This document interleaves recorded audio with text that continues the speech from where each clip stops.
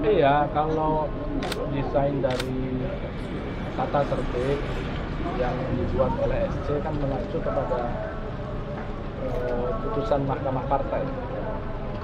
Putusan Mahkamah Partai itu menyatakan semua persidangan muktamar ke-8 harus dilakukan pengambilan keputusannya dengan pola musyawarah mufakat.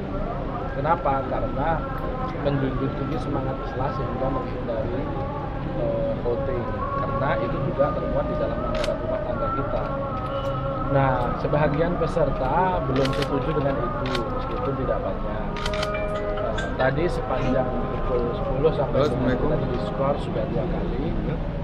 Itu untuk memisahkan, karena di dalam upaya untuk mengambil keputusan tentang tata tertib tidak terhindarkan adanya voting.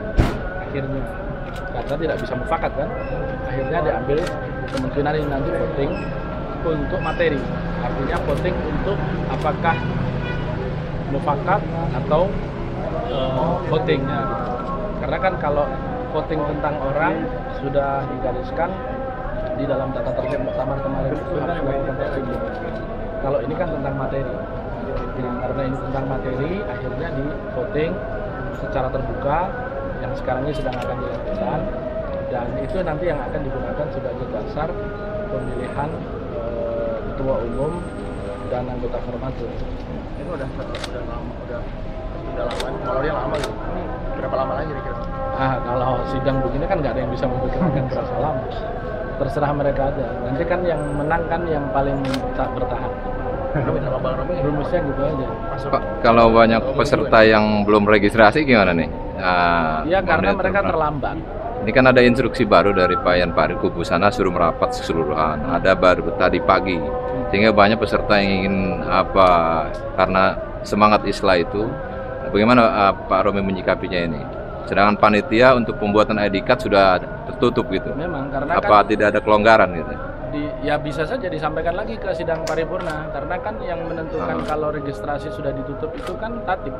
Tatibnya sudah dibahas pada saat awal muktamar ini dilakukan sidang paripurna. Jadi kalau mau melakukan pengubahan terhadap itu, ya bicara lagi sama sidang paripurna. Ya, pada perkembangannya kan baru ada instruksi tadi pagi dari Pak Yan Farid. Kami sudah konfirmasi.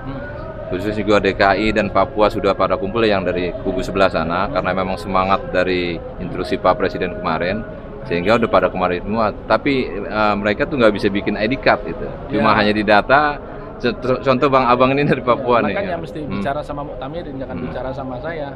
Ya kita barangkali mempertanyakan bagaimana sikap pemanitiaan. Sampaikan aja ke Muktamirin, karena kan yang memutuskan Muktamirin semalam tatibnya demikian, registrasi sudah ditutup. Jadi itu nanti akan disampaikan untuk setuju atau tidak, karena kan berarti membahas tatib lagi sementara muktamar sudah berjalan. Jadi itulah kenapa kemudian sejak awal muktamar ini kan sudah dinyatakan mengakomodir semua pihak. Ketika sudah ada undangan, sudah ada konfirmasi, dan konfirmasi yang didapatkan oleh DPP kan dinyatakan tidak akan hadir. Gitu.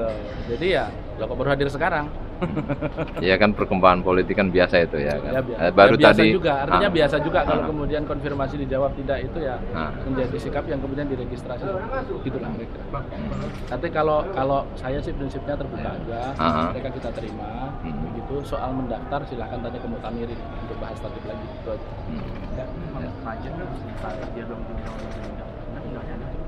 Undangannya dikirim di pembukaan. Dia kan memang bukan pengurus Bandung.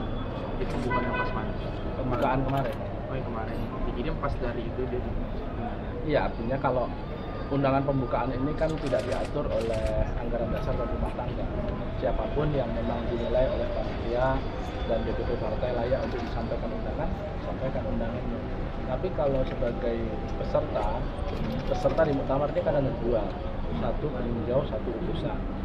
Peninjau tidak punya hak suara, utusan punya hak suara. Seluruh peserta dari DPP partai itu peninjau. Nah, Pak Yan Farid ini kan bukan DPP partai, karena dia bukan pengurus P3 kan. Jadi memang tidak memiliki hak untuk duduk sebagai peserta. Tapi kalau dia mau melaga untuk mau bertarung di muktamar ini boleh-boleh saja karena dia juga pernah tercatat sebagai anggota P3.